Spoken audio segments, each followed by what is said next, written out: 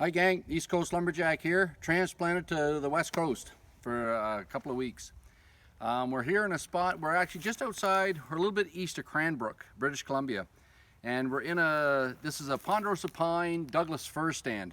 And it's pretty much like that, it's pretty contiguous all over the property we're on. It's a gorgeous property, you can actually see the Rocky Mountains just out the front of the house. We're on the back side of the house right now, working our way around clearing. And we've got this big tree here. So Katie, show them the tree.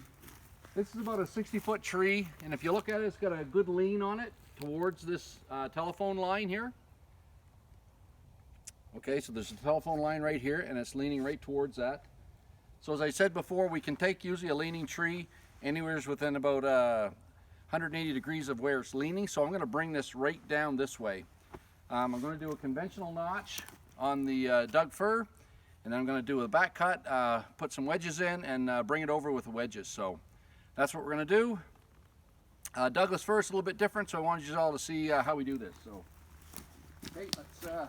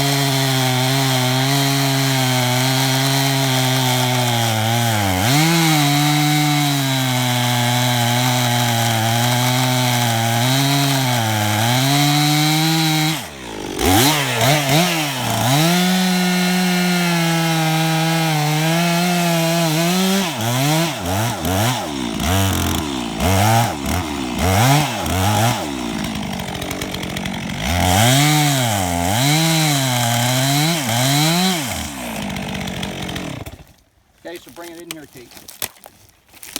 I want to tell you just one thing that I haven't talked about yet, and that's dutching your cuts. It's probably the #1 felling error that people make. And that's if you cut in too far on this cut or too far on this cut, if they pass one another. And what happens is if you dutch your notch, that leaves a 3/8 inch opening. You don't have all of this opening here, the 70 degrees, until it closes up and pulls your holding wood. It's going to actually pull your holding wood after that little 3/8 is closed up. So always make sure your notches meet nice and clean. That's a #1 felling error that people make, and which takes your tree where they don't want it to go. Okay, so that's a little tip from the East Coast Lumberjack. You want to put in your back pocket and use. So I'm going to do a boring cut on the back, so when I'm coming around I can keep putting my wedges in, because we want to actually give this a little bit of wedging to get it where we want it to go.